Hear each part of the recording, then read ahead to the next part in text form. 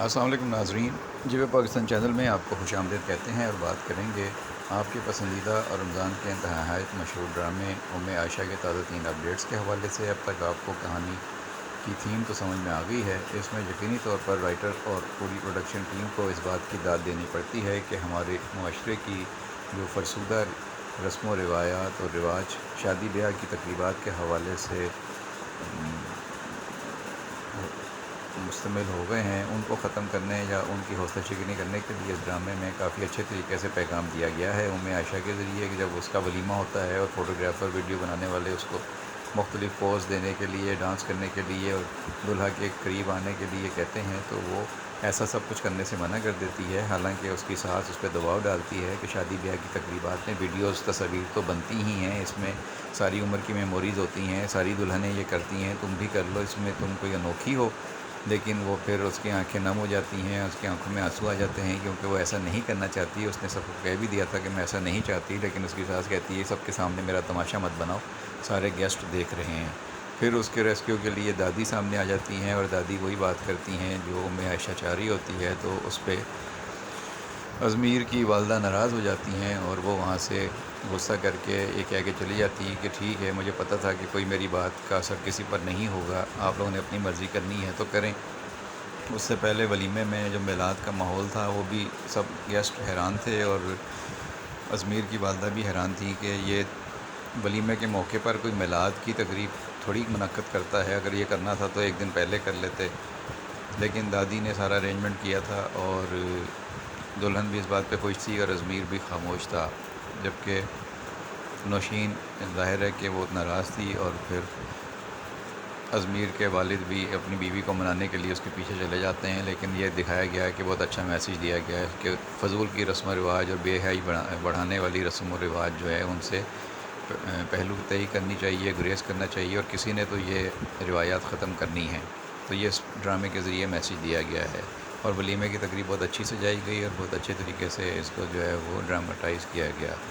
اب ڈرامے میں دو اہم ٹوسٹ دکھائے گئے ہیں۔ ایک لڑکی کی ڈرامے میں انٹری ہوئی ہے جو ازمیر کے گھر میں آ گئی ہے اور نشین اس کو بہت والہانہ انداز سے استقبال کرتی ہے، گویا وہ فیشنیبل لڑکی نوشین کی پسند کی ہے، شاید وہ اسی سے ازمیر کی شادی کرنا چاہتی تھی۔ اب وہ ان کے گھر میں آ گئی ہے تو وہ ازمیر کے قریب ہوگی اور عائشہ کے لیے نئی آزمائش شروع ہو جائے گی۔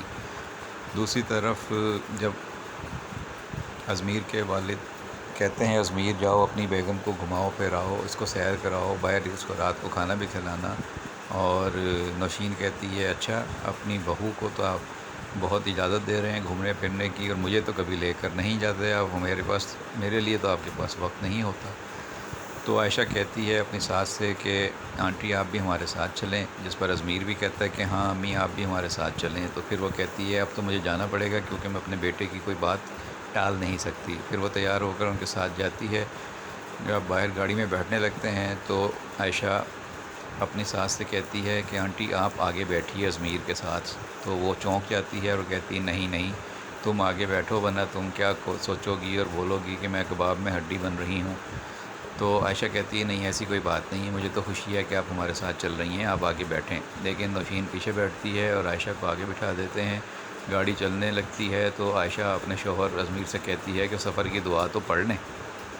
ازمیر چونک اٹھتا ہے اور کہتا ہے مجھے تو دعا نہیں آتی، میں نے تو کبھی نہیں پڑھی، تم پڑھ لو۔ تو عائشہ سفر کی دعا پڑھتی ہے اور سب پر پھونکتی ہے، اس کے بعد اور گاڑی چلتی ہے۔ راستے میں انہیں ایک شخص سڑک پر گرا ہوا زخمی حالت میں نظر آتا ہے، وہ گاڑی رکواتی ہے، اتر کے اس کے پاس جاتی ہے، وہ دیکھتی ہے کہ یہ شخص زندہ ہے، زخمی ہے، اس کو مدد کی ضرورت ہے، ہمیں اسے اسپتال لے کر جانا چاہیے۔